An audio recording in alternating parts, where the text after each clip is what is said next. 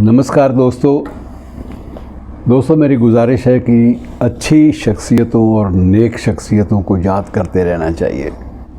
हमें इनसे बड़ा बल मिलता है, ख़ासकर एक ऐसे माहौल में जिस माहौल में हम लोग कई बार हताशा का सामना करने लगते हैं। कई बार लगता है कि ज़िंदगी में अंधेरा ज़्यादा है, उजाला कुछ कम होता जा रहा है। ऐसे माहौल में अच्छी शख्सियतों को, नेक शख्सियतों को और समर्पित शख्सियतों को याद करते रहना एक बहुत बड़ी बात होती है और इससे बल मिलता है, ताकत मिलती है। आज हम जिस महान शख्सियत को याद करने जा रहे हैं, उनके बारे में कुछ जानकारी आपस में बांटने के लिए जा रहे हैं। वो हैं डॉक्टर हज़ारी प्रसाद द्विवेदी। डॉक्टर द्विवेदी का जन्म आज ही की तारीख को वर्ष 1907 में हुआ था। और मित्रों, सबसे बड़ी अजीब बात यह है कि उन्हें हिंदी साहित्य का शिखर पुरुष माना जाता है और वो उन विलक्षण शख्सियतों में से एक रहे हैं जिन्होंने तकरीबन 2 दशक यानी कि 20 बरस तक शांति निकेतन में गुरुदेव रविंद्रनाथ टैगोर के साथ मिलकर काम किया। वहाँ हिंदी साहित्य पढ़ाया और वहाँ हिंदी भवन की स्थापना की टैगोर साहब की प्रेरणा से। और उनकी जो देन है उसको आज भी उसका विश्लेषण, उसके बारे में बातचीत, उसके बारे में शोध का कार्य, रिसर्च का कार्य आज तक जारी है। डॉक्टर द्विवेदी को मैं एक विशेष सम्मान इसलिए भी आप सबकी ओर से और अपनी ओर से देना चाहता हूँ कि वो कभी भी विश्वविद्यालय स्तर पर रूटीन में MA PhD करने वाले शख्स नहीं थे। उन्होंने शुरुआती ज़िंदगी जो है वो एक मामूली संस्कृत अध्यापक के रूप में शुरू की। संस्कृत में अध्ययन किया, स्वाध्याय के बल पर संस्कृत और ज्योतिष का एक मिश्रित डिग्री मिलती थी उन दिनों में, आचार्य। तो वो आचार्य की परीक्षा इन्होंने पास की। उसमें परीक्षाओं के 3 स्तर होते थे। पहले प्राज्ञ विशारद शास्त्री भी होते थे और आचार्य भी होते थे। तो इन्होंने आचार्य की, जो बाकायदा ये आचार्य कोई पद नहीं है मित्रों, ये आचार्य में मैं आपको बता दूं कि एक परीक्षा भी होती थी जो उत्तीर्ण करने पर आचार्य घोषित किया जाता था। और ये एक विद्वत परिषद होती थी विद्वानों की, जो इस बात का निर्णय करती थी कि ये व्यक्ति आचार्य कहलाने के योग्य है या नहीं। बहरहाल आचार्य हज़ारी प्रसाद द्विवेदी ने इस तरह से अपनी शिक्षा ग्रहण की। उसके बाद स्वाध्याय के बल पर उनको इतने सम्मान मिले, ऑनरेरी डीलिट्स की और ऑनरेरी डॉक्टरेट्स की भरमार हो गई, लेकिन इन चीज़ों का उनके जो सृजनात्मक जो कार्य था और शोधपरक कार्य था उस पर कोई असर नहीं पड़ा। वो निरंतर अपने उसी भाव में लगे रहे कि उन्होंने कुछ करना है। पहले शुरुआती ज़िंदगी में बनारस हिंदू विश्वविद्यालय से जुड़े, काशी विद्यापीठ से जुड़े और उसके बाद गुरुदेव के पास चले गए। उन्होंने बुला लिया, वहाँ पर विशेष निमंत्रण देकर बुलाया गया कि आप आइए और यहाँ पर आप हिंदी साहित्य पढ़ाइए। तो वहाँ 20 बरस उनके संसर्ग में रहे और वहाँ जो हिंदी भवन है, जो अन्य जो शोध के काम हैं, उन्होंने वहाँ अंजाम दिए। ये मित्रों एक बहुत बड़ी बात होती है। और सबसे बड़ी बात, मुझे भी उनके दर्शन का सौभाग्य मिला। उनके लेक्चर मैंने सुने हैं।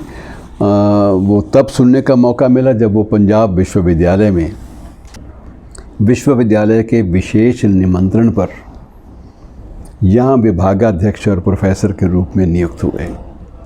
एक बहुत बड़ी बात होती है कि एक शख्स जिसके पास औपचारिक डिग्रियों की कोई भरमार नहीं है, लेकिन सम्मानजनक डिग्रियाँ, स्वाध्याय और अध्ययन और गहन जो ज्ञान है साहित्य के बारे में, साहित्य की विधाओं के बारे में, उस गहन ज्ञान के आधार पर उनको हर विश्वविद्यालय ने स्वीकार किया।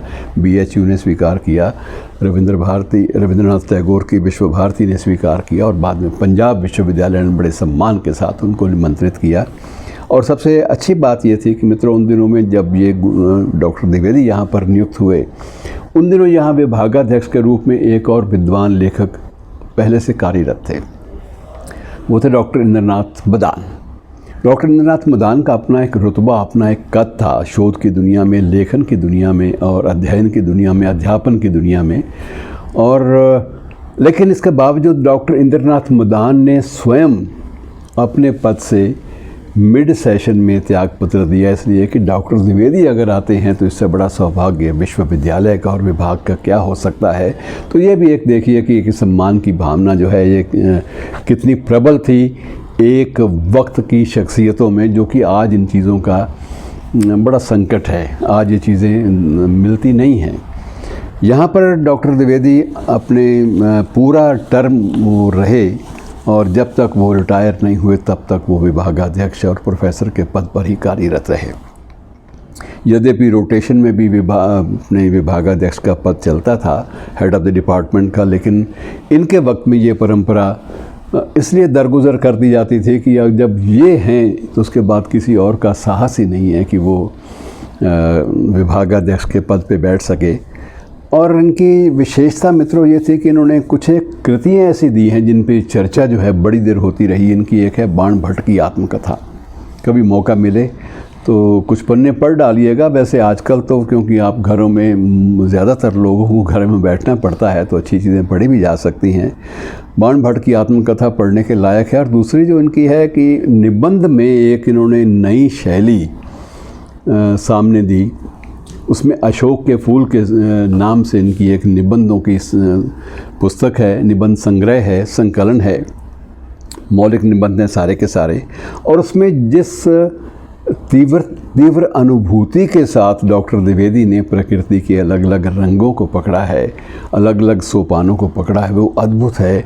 आप कोई भी इनका एक भी निबंध पढ़ लेंगे तो आपका मन करेगा कि पूरा का पूरा इनको पढ़ लिया जाए, क्योंकि कहीं भी ये ना तो इनकी भाषा उबाऊ होती है, ना इनके भाव उबाऊ होते हैं, और ना ही इनकी जो अभिव्यक्ति की शैली जो है वो उबाऊ होती है।